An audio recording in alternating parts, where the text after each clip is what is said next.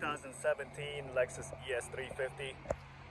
I'm going to show you how to replace your air filter. This is the old one right here. Just wanted to make a quick video because this is something really simple. Anybody can do it.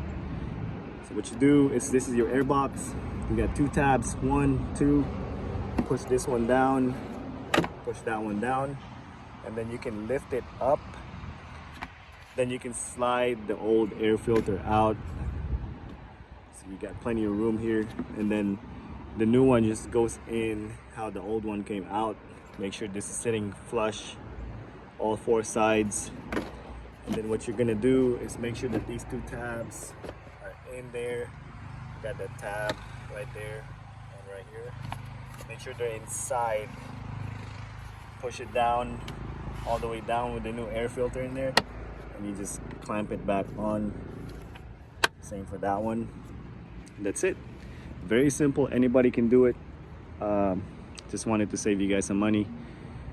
If this video helped you, click on the subscribe button, click like, give me that thumbs up.